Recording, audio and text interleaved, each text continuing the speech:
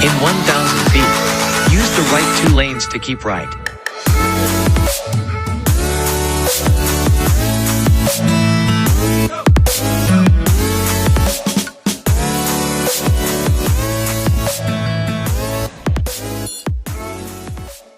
Hey friends, it is Monday, September 13, 2021, and I'm so excited to be back with you as we prepare to go there. My name is Peter, and it is really my joy and privilege to be on this extended coaching journey with so many friends, so many leaders that are passionate about preparing for the future. They're passionate about leading themselves and others into a better future.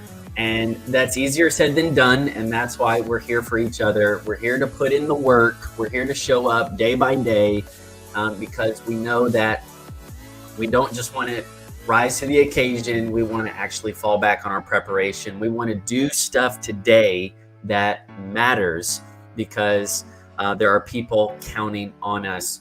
And so welcome back to the Future Frontier. I have so much to share with you. In fact, I had a content strategy that I was super invested in. And then just today, I had this, just this sense of inspiration and urgency. And I rewrote all of my content for the week today. And I'm going to be sharing it fresh just for you. So if you're excited about that, go ahead and say yes in the chat, say hi. Let me know where you're watching from. And welcome back to the Future Frontier. It's been my observation and experience that most people don't know how to lead others into a better future. And that may or may not be their fault. The breakdown is self-leadership. It's at the self-leadership level. I believe this is one of the fault lines in the leadership culture because we got a lot of people excited about the public side of leadership, the highly visible side of leadership. They want to, automate, delegate, scale, expand. All that is great. I'm all in on that. But what we're doing is we're overlooking the years and sometimes decades of preparation and character development and emotional intelligence that's gone into the leader that actually got them ready for those important moments.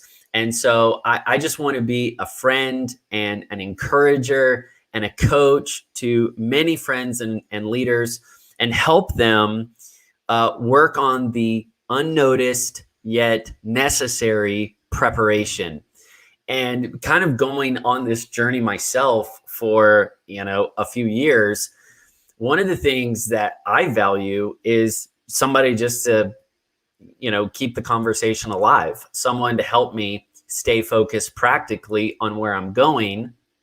And so that's why we do Prepare to Go There. Prepare to Go There is a daily coaching journey that will call you into the action of focusing practically on your future and then figuring out how to lead yourself there tactically day by day. Now, last week was amazing.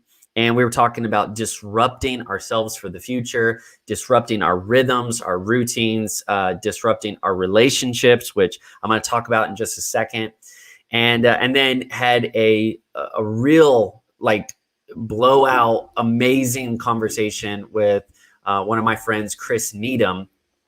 And I'm going to be talking about that a little bit more in a second too. But it is building up to a very practical conversation today. We're going to be getting into scheduling and calendar strategies and giving you empowerment, giving you tools that you can actually build your future with. And so if this resonates with you, I want to invite you to join the email community. It's called Future Friends, and it's all about people that are focused on leading themselves and others into a better future.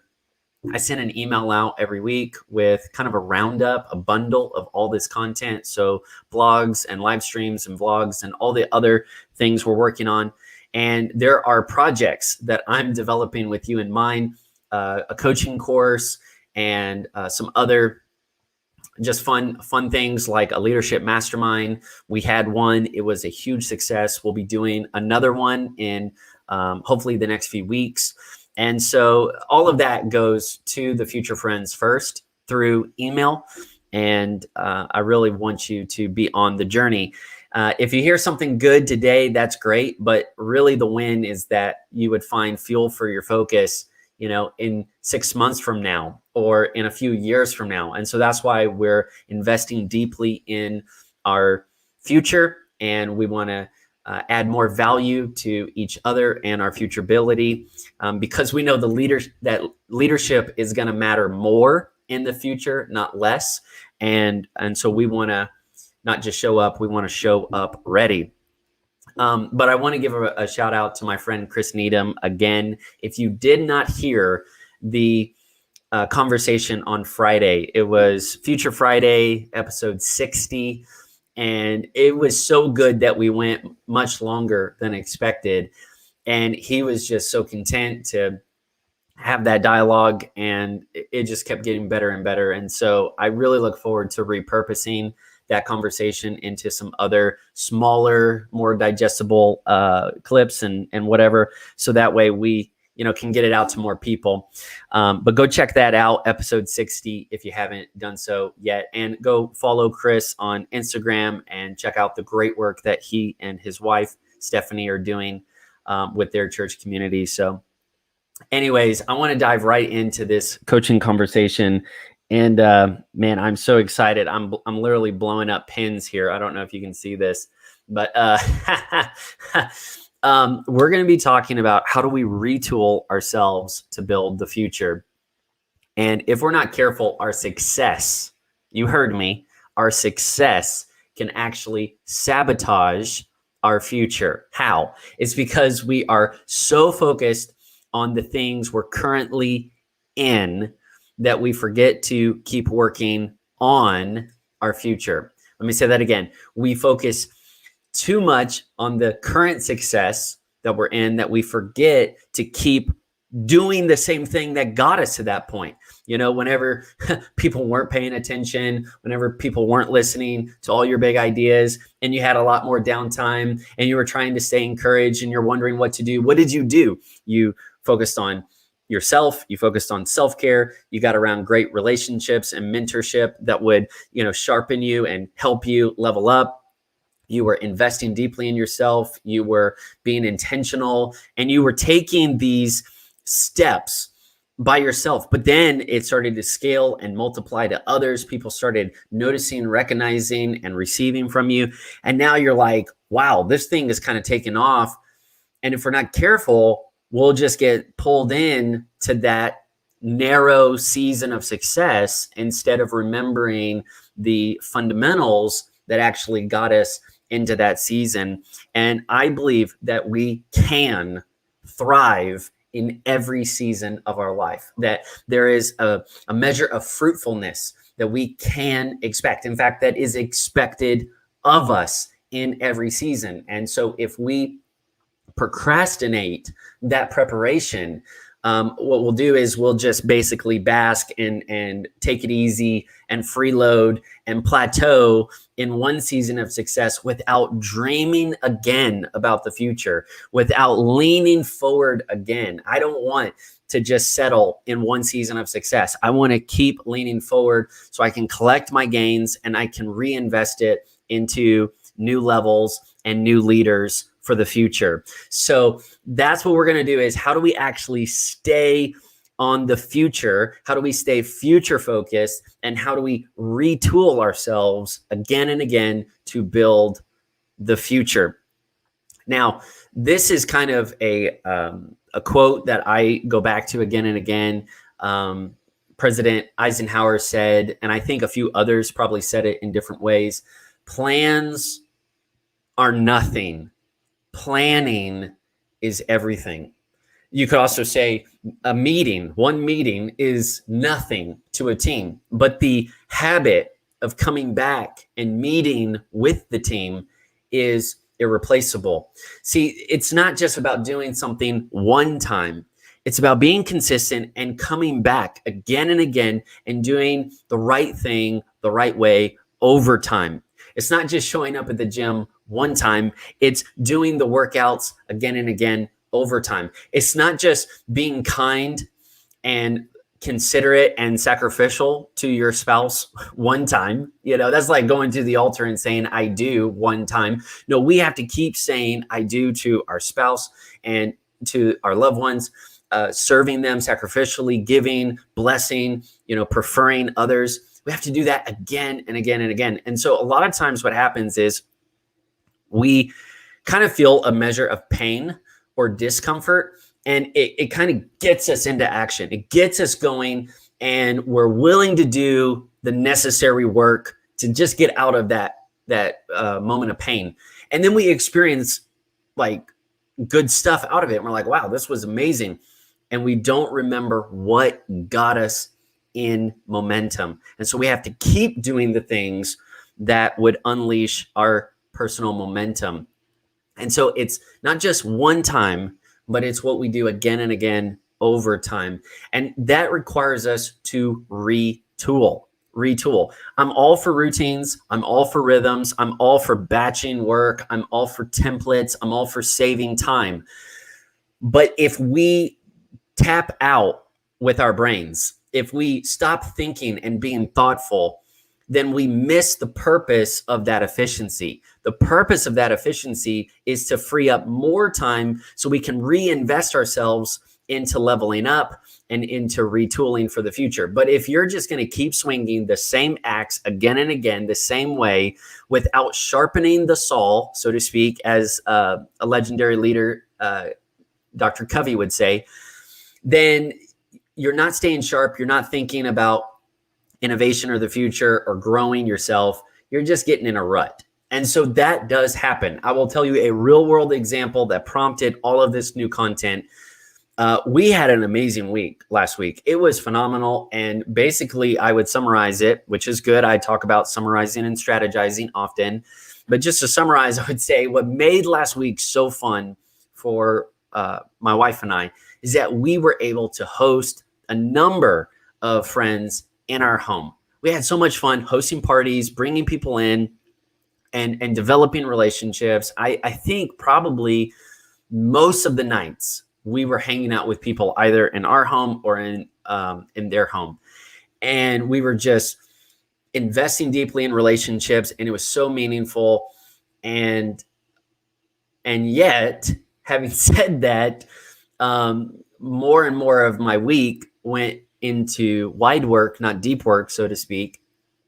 And I said, oh no, I dropped the ball on the weekly planning session, and I'm feeling my preparation waning. I'm feeling like I need to be putting more and more content together. I actually have like twice as much content that I need to be working on. And I'm taking an assessment in all of these areas of my life, personal, and then with this coaching conversation here, and then our church community, and then I'm making some content for another team, and I'm just kind of like sizing it all up, and it wasn't adding up. The math in my productivity was not adding up, and I was saying, okay, wait.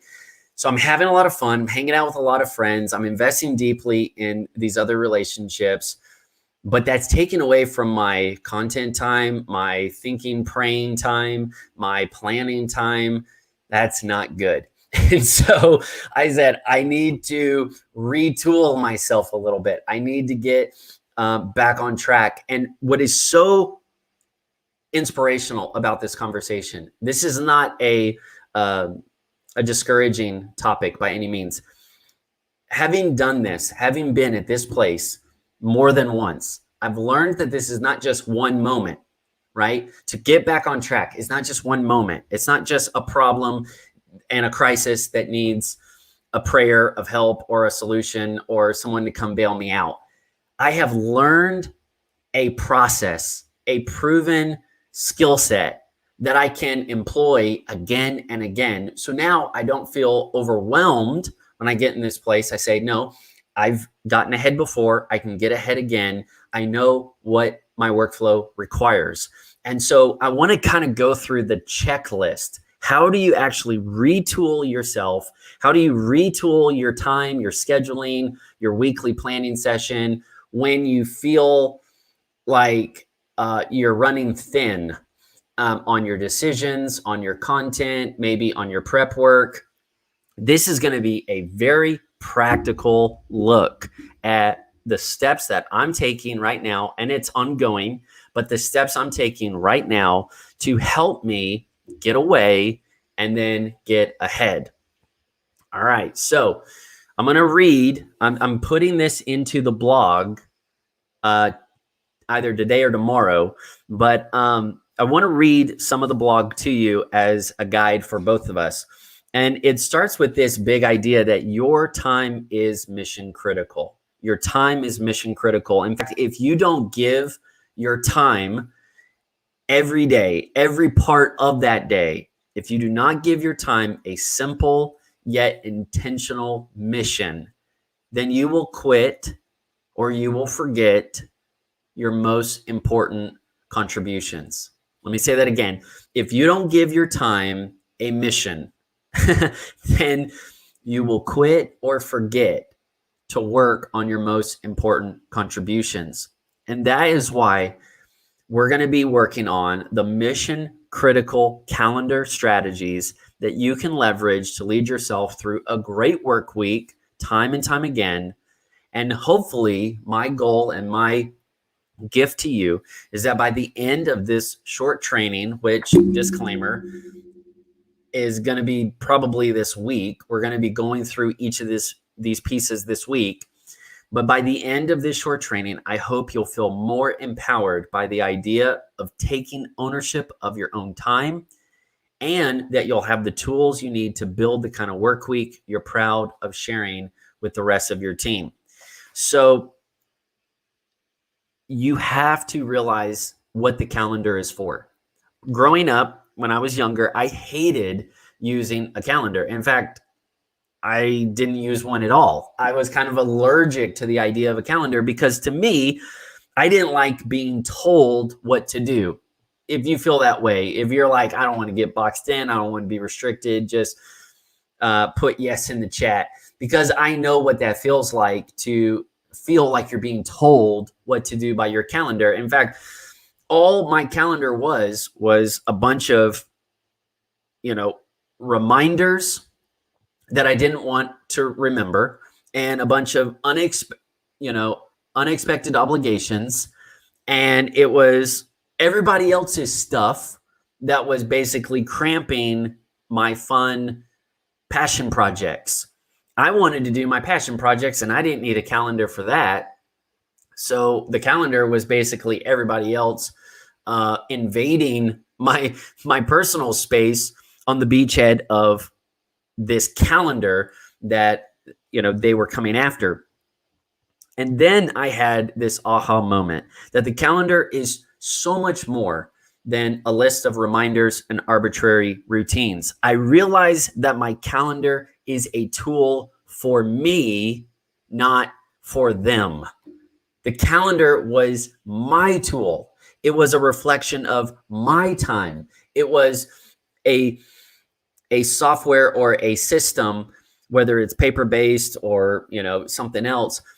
It was a tool that I could use to make my own decisions, to take ownership of my own time, and to move towards the things that were important and possible for me. And that was game-changing, because what I realized is the reason I didn't like my calendar is because I wasn't making decisions. I didn't think that the calendar was for decision-making. I thought the calendar was to remind me of all the stuff I wanted to forget, and to tell me to show up at all of the arbitrary meetings and due dates that I didn't think applied to me at the time. But instead, the calendar was the valuable tool that I could use to visualize and organize my time.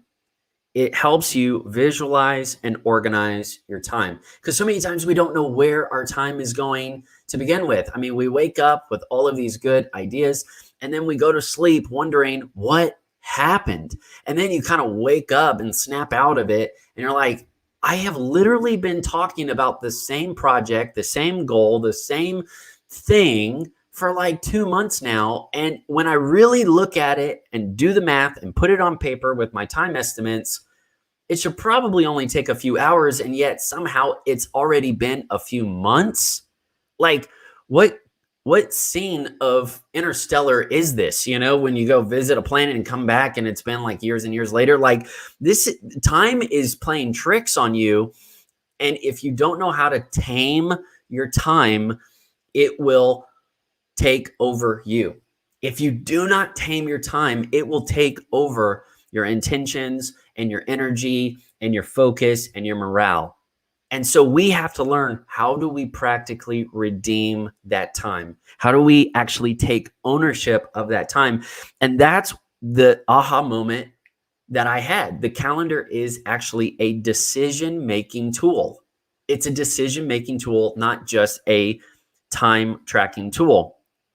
And we're not going to be able to predict how things go. So it's not about predicting everything perfectly. So many times people, we make these intricate, detailed plans, and that's not what that's for. Instead, we get to work on our plans well in advance to boost the likelihood of their success. Now, this is where we get in trouble. We get in trouble when we're not taking ownership of our own time. We get in trouble when we're not taking ownership of our own time. And I get it. We can say all these things. I have, I have people that I report to. I have family. I have friends. I have relationships. We got all these things going on. I don't make that schedule. I can't just say no. I can't just, say, not today. I'm not going there. I'm not doing that. Like, I have to show up. I have to be present. I have to be available. I have to do stuff. I have to have a, green light attitude. I mean, this is life. I mean, you kind of have to just roll with the punches, right? And while there is truth in that, I want to focus on your attitude first. I want to focus on the attitude adjustment that I needed, which was taking ownership of my time. It's not that we can negotiate everything to happen our way, but if we're not careful, we will feel helpless and not take any action at all. We can get helpless and hopeless because we don't have any vision for the future beside what we're being told to do or what's being handed to us. And we're not actually using our God-given initiative to say, you know what, I am empowered, not just to be, good for me. I don't want to just be helpless and go to zero. I want to be helpful, and I want to go way past zero on the spectrum, and I want to be helpful to other people. I don't want to just be a burden to other people, dragging other people, in. I want to be a strength that picks people up. And when you can take that kind of initiative and you can put your flag in the future and you can empower yourself with a practical skill set to say, not only am I going to commit to something, but I'm actually going to use the tools I have to work towards it and to accomplish it. It is amazing. You're practically redeeming the time. Your time is your responsibility. Your time is your responsibility. There are things that are out of your control. There are things in your control, but your time is your responsibility. Now, let's say you're working on a team and you don't get to call all the shots. And sometimes it feels like you're taking all the shots, but I want to encourage you that you have to decipher what's in your control, what's not in your control. And friends, your attitude is in your control. The way you handle things are going to be in your control. So many times we get frustrated when really we're just feeling helpless. And we feel like our hands are tied in every situation. We feel like we can't move forward. We feel like people are holding us back and systems are holding us down and all this stuff. And I just want to encourage you. You don't have to live that way. You can practically start taking steps out of the ruts and towards the mountain ridges of what's possible and what's important in your future. I want to give you one simple idea to get going, and that is a weekly planning session. A weekly planning session, because it's so much more than just, oh man, everything is coming after me.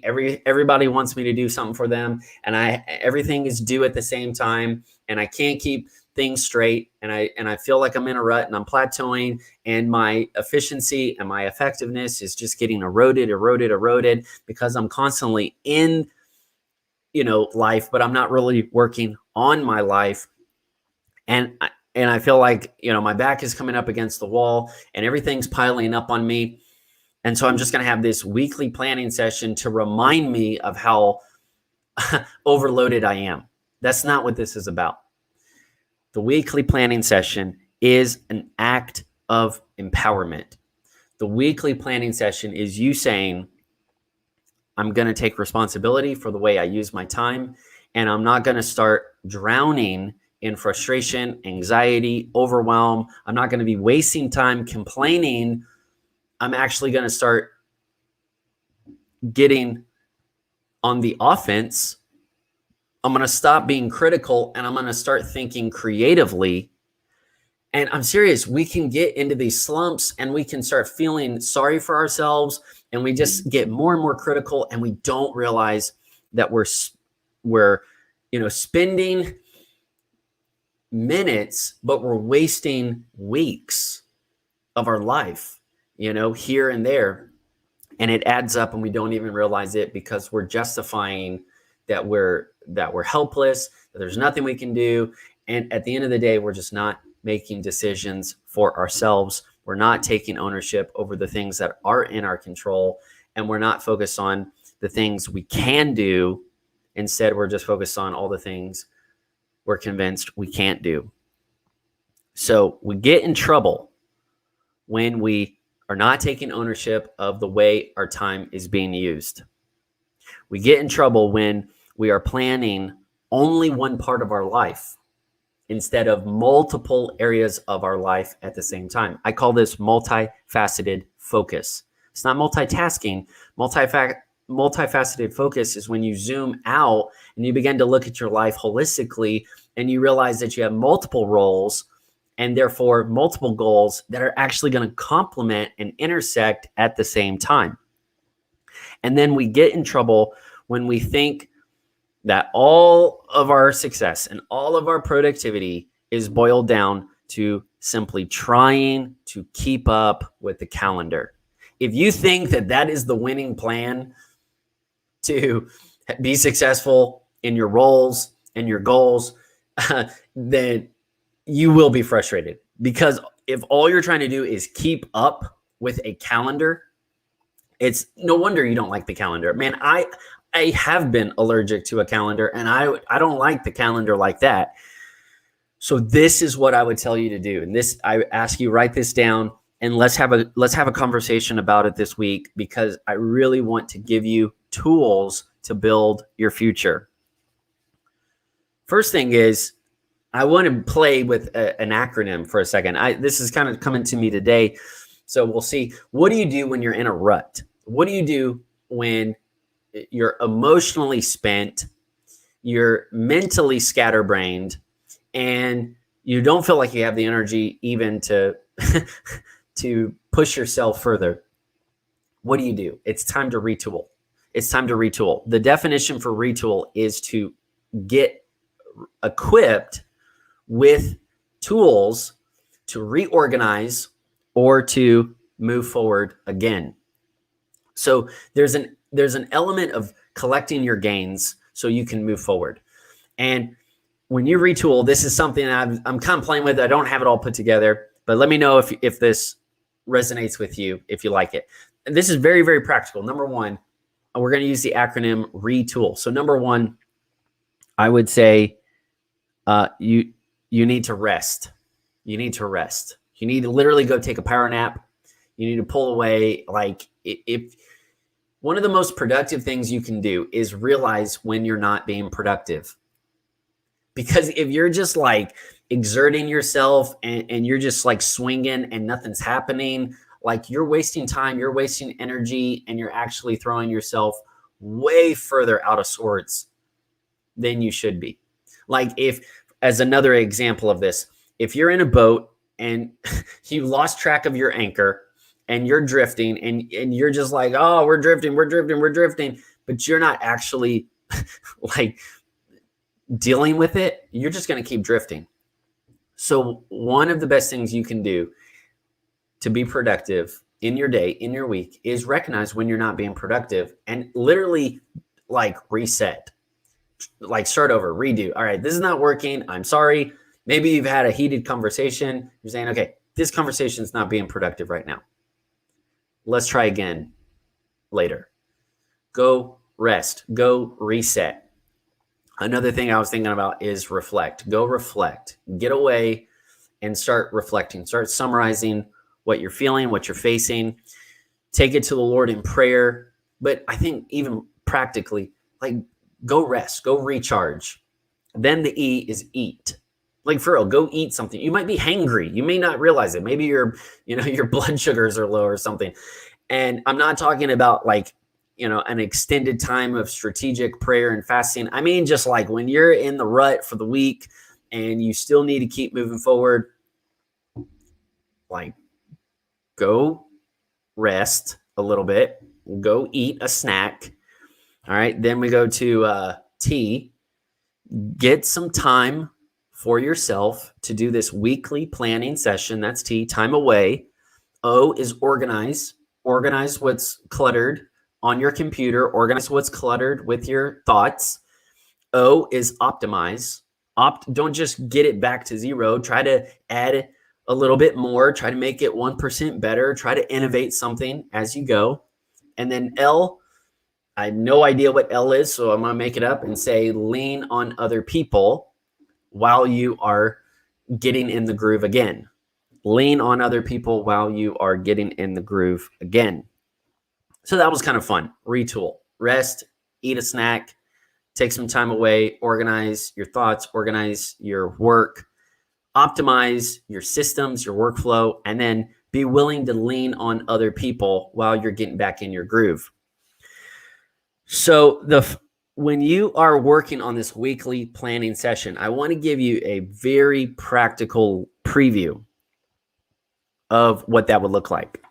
The first thing is, why would we have this? In order to have a weekly planning session, you always start with your roles and your goals. Your roles and your goals. If you're not starting with roles and goals, you're being reactive. If you're not starting with roles and goals, you are putting out somebody else's fire. If you're not starting with roles and goals, then you're not experiencing that passion and that purpose that's coming with your own intentionality. You are accountable for your story. You are responsible for your life and your purpose. And so you have to discern your own calling so that way you can keep moving forward. Don't carry other people's burdens and responsibilities as your own, but simplify and go back to what am I supposed to be doing? How can I be thriving in this season of my life? So go back to the roles and the goals. Now, I have a whole thing about this, a whole conversation, a whole framework for this, which I share in the Future Focus Leadership Mastermind. So I want you to keep that phrase, because as we talk about this more and more, you definitely need to be in on it. So start with your roles and goals. And if you don't know your expectations, then keeping up with the calendar doesn't make sense. Because what happens is, if we're not using roles and goals to make our calendar, then it's getting cluttered and crowded by everything else. We're missing the forest for the trees. we're it's like the Russian proverb, he who chases two rabbits catches none. We're not focused. Focus is an acronym I heard from Sean Cannell. Focus on follow one course until successful. So when we're intentional and we know our own expectations, the calendar makes sense. The calendar is now useful to us. But if it's just everybody else's reminders and arbitrary meetings, then how does that align with where we're going, who we're becoming? And that's not a selfish thing. We are leading ourselves in the service of others to benefit others. So when we want to accomplish something mission critical, that's when the calendar becomes our most favorite tool to use. Now, keeping a calendar is not nearly as important as taking ownership of the way you use your time. If all you're doing is just having this calendar and all this stuff's kind of, getting stirred up in there, and you just see all these random things, and there's not a lot of like intentionality or strategy, or just it doesn't it doesn't excite you, and it doesn't really keep you focused on your future. It's not keeping your future on the front burner. You're going to dread that, and then you'll start to drift away from that, and then that's the very thing that you're responsible for, is using your time, and then you have no account for the way your time's going. So when it is a week later, a month later, or a year later, you look back and say, what happened? And it was because you had this adverse reaction to a faulty view of your calendar. So you are responsible for the way you use your time. You take ownership of your time however you want. You can use a digital calendar. You can use a paper planner. You can use a sketchbook. But you have to use those tools for your game. You got to play your own game. And without an intentional approach, you'll only use a calendar to keep up instead of get ahead. The calendar is the best place I have found to work on your life, whether that's your habits, your goals, your projects, commitments, everything. And the reason I love it is there are two reasons. Number one, it puts everything in a realistic context with time constraints. When you're working in the calendar, that's different than like a Google Doc. When it's in Google Doc, it's more timeless. When it's in Google Doc, it's more like, any day, someday. And someday is not a day of the week. Someday is not a day of the week. So you have to put your ideas, your projects, your goals in a time-sensitive view. The next thing I love about it is the calendar is not just one sliver of your life. It's not just one portion of your life. Sometimes you might have like a work calendar and then a family calendar and all this stuff. But make sure that you can see at some point, however you organize it, make sure that you can see a holistic view of you. Make sure that your calendar is integrated, because then it will help you to better budget your time so you're not overspending yourself and, getting depleted, and then you're putting all your energy into the work because you got this amazing work schedule and this amazing detail on the work side of life, but then you don't really have a lot of intentionality or energy for your family side. And so then you come back from work and you're giving your family the rest of you that you spent at work, and you need to be giving the best of you in all of these areas of your life. So the first thing you want to commit to on your calendar is the weekly planning session. I know that sounds ironic. I know that it's a bit meta, but for real, if you want a calendar, put the calendar on your calendar. In other words, put time to be thinking about this stuff. Put time to make discoveries, make decisions. Put time on your calendar. I say a weekly rhythm is a great place to start. And give yourself some deep work. Give yourself some focused time, uninterrupted time to say, you know what, I'm going to be working on my life, and then the rest of the week I can be in it. And just that much of focus can make such a big difference for you. Now, if you haven't done this sort of thing yet, or if you haven't done this in a while, and you're wondering what's the right day or the best day to do my weekly planning session, should I do it on Mondays because that's a little bit slower for me, or maybe I should do it on Sunday because that's kind of the first day of the week for me, or maybe it's Friday, like Future Friday, or maybe it's Saturday because that's like my off time. And don't get into that. Don't go there yet. Don't try that. Instead, just focus on doing a weekly planning session today. If you haven't done this in a while or you haven't done it recently, just do it today because you will always need a running plan. It's not just about one plan. It's about planning as a habit, as a lifestyle. It's not just about like predicting what's going to happen. It's about you exercising intentionality. It's about you taking responsibility for your thought life, for the choices you're making to show up into the spaces of your life ready. I really believe that we have to lead ourselves. Otherwise, if we're not carrying ourselves, then somebody else has to. If we're not encouraging ourselves, then somebody else is going to have to. And we get all of this encouragement and all this instruction from the Lord. So we've got to work on that. That is our secret weapon. That is our secret sauce, you know. For me as a believer, that's my secret sauce. Other people don't know that, don't see that, but that's okay because I know my priority. But I don't want to be a burden on other people. I want to be a strength to other people. And if I'm constantly out of sorts, if I'm constantly hectic, messy, struggling on something, if I'm living in crisis mode, if I have this very hyper reactive approach to life or leadership, how can you get alignment around that? How can you build trust on that? And so, again, a lot of people, they talk about, the things they're doing, the things they're leading, but are you leading yourself? Self-leadership is where it begins. And practically, I think just being able to map out your own time. I mean, just lead your day, lead your week, and then do that again and again, get the reps in, get the skill sets, and then you can be a resource to other people.